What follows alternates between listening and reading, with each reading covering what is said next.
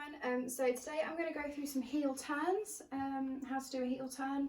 It's probably going to mostly be from a foxtrot perspective and probably follower, but obviously leads need to know how to do heel turns as well, and so I'll go through some like lead steps for that, and of course it's good to be aware of what your partner's doing so you know how to support them.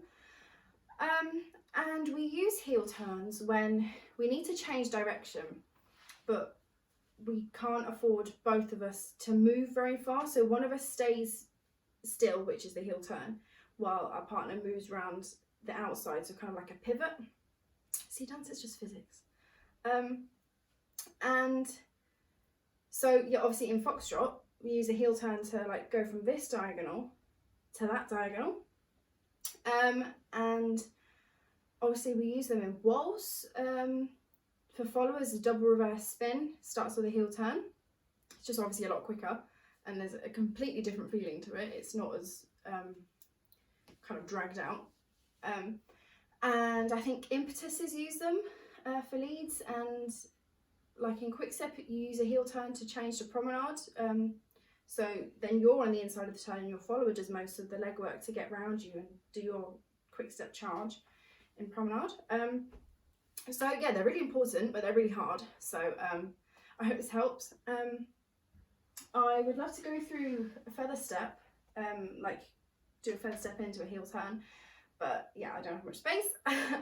Maybe that's something we can do. We have a studio, I don't know, we'll see. But if I just go through the leads heel turn, so we're not actually going to do a heel turn right now, but like in foxtrot. So imagine you've just done your feather step and your follower is going to do a heel turn, and then this is our step to get round them.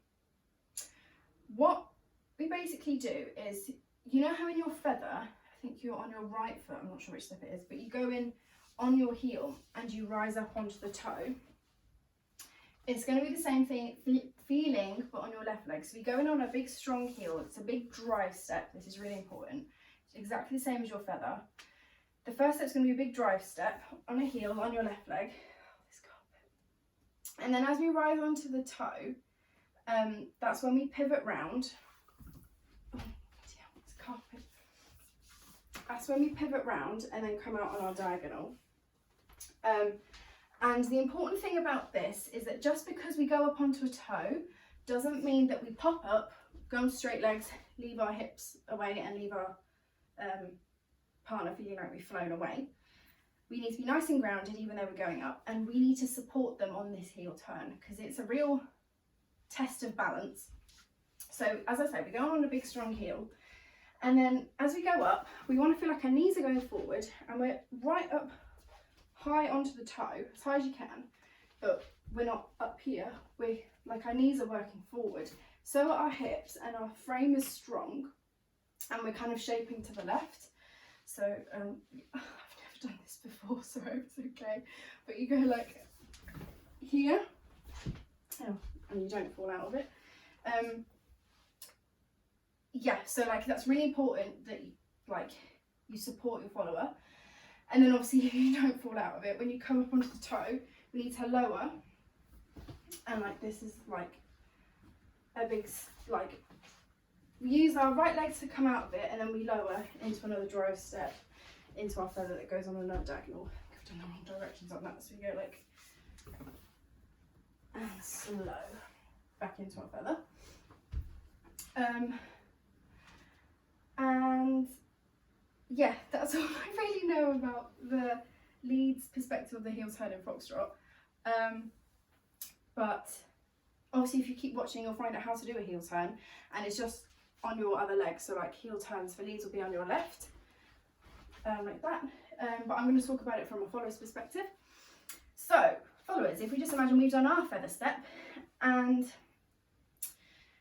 oh, I'm going to end up talking about feather steps now, aren't I? But we want to feel like our two legs are on two train tracks while we do this feather, and it's exactly the same when we go into our heel turn. So our right leg is really under our body on that train track. I hope you can see, really under our body on that train track. And just like the lead, this is a drive step as well. Big strong step. Just because you're about to turn and do a difficult step, I don't want you to chicken out and go like, we still need to move and get out of the way.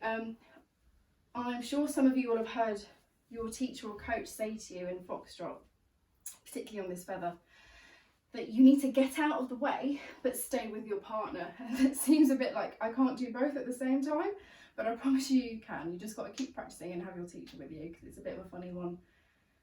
You need to like know how it feels. It's one of those things you learn by feeling instead of watching and listening. But essentially, I can talk about feather now. Essentially how we do that is the footwork of the feather really helps. So I'm sure you know, but we don't put our back heel down until our other foot is passed.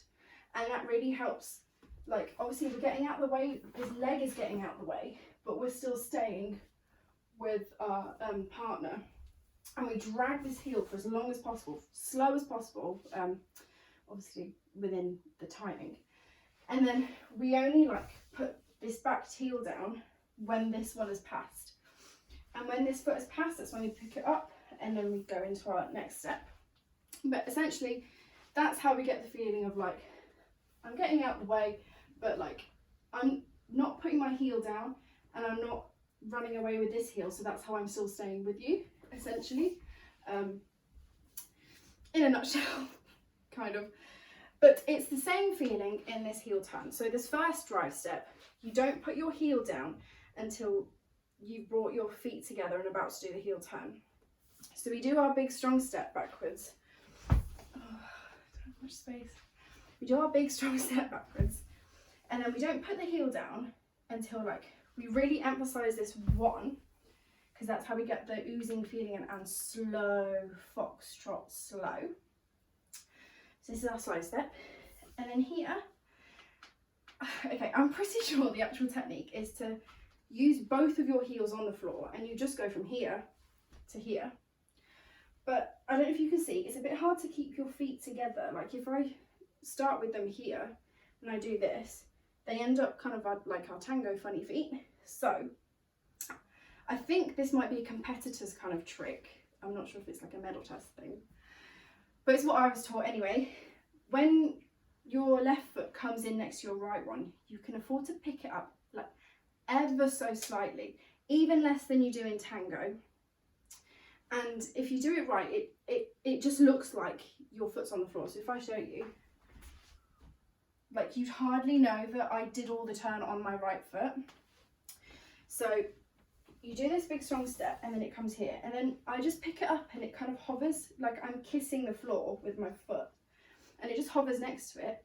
And then I do all the turn on my right heel, and then obviously we rise and come out on our right. So that's when you need to put your left foot down to change weight. But a little trick of the trade, hope it helps.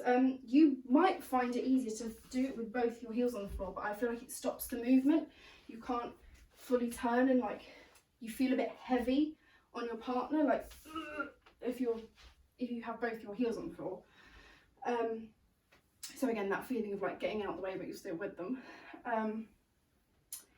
And obviously when we rise, just like our leads, we don't want to pop up either. So we've done our heel turn, and then we rise and we feel like our knees and hips, and we're high up on the ball of our toe, our knees and hips going forward.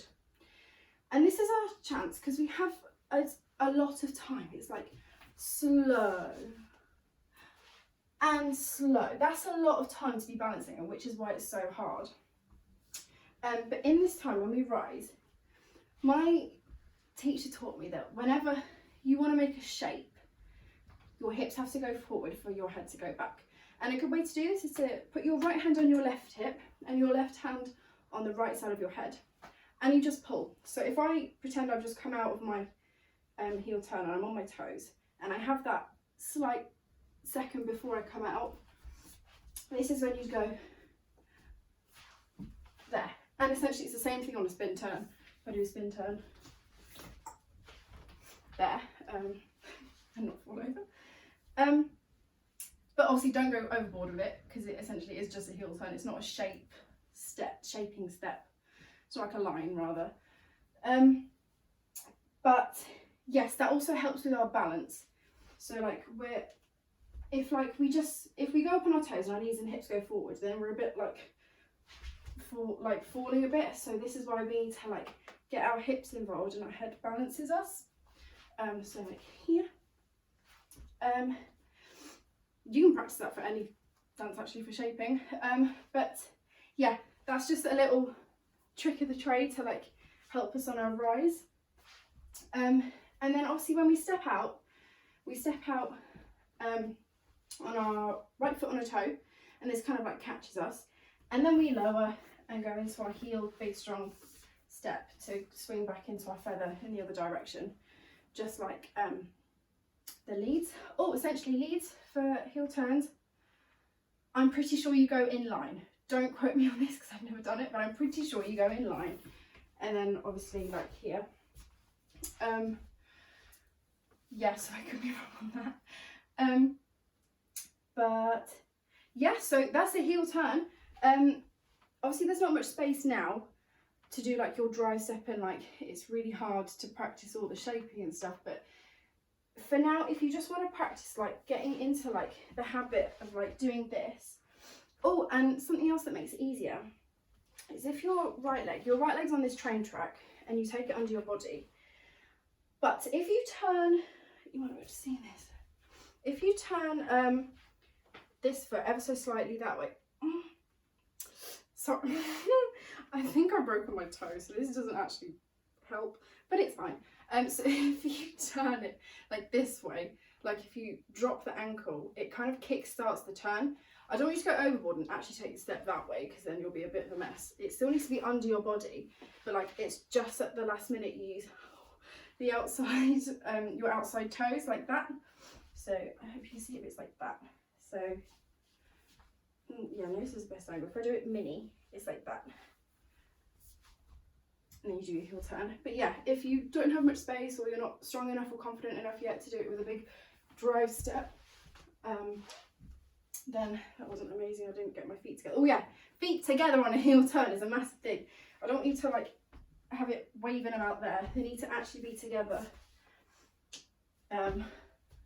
Yeah, if a judge sees you doing a heel turn like with like feet apart and then it's very obvious that you're doing it on one foot, yeah, it's a no from them. Yeah, so that's a heel turn, and obviously for leads, it's the same thing, just on your left foot. And yeah, oh yeah, that's what I was saying. It's really good to practice this if you're not confident or strong enough yet to do it like in hold, because like obviously it changes your kind of centre of balance when you're up here. But like if you just want to practice going here, like, oh, just kicked myself in. Just practicing pivoting and then controlling your exit is another main thing as well. So like you go like slow and slow, like it's all very controlled and very slow, which makes it hard. Believe me, I know, but it's just something you need to keep doing over. Like there's no point you knowing how to do it if you don't practice it like 100 times. Like it needs to get into muscle memory, and that's 100 times right, 100 times wrong. Yeah, no. Yeah, just one of those things you have to keep doing over and over again, and you'll get it, I promise. I think that's it. But yeah, obviously we use heel turns like all the time. So if I was a lead, like going to promenade, quick step, and then obviously like double reverse spins, we do a really fast heel turn. It's completely different, but it's still a heel turn nonetheless. You go 1, 2 and 3, and I still did that all on my right foot. You just wouldn't know because it was so like neat. But yeah, so I really hope that helps. And as always, if you have any questions, let me know. Yeah, lots of love.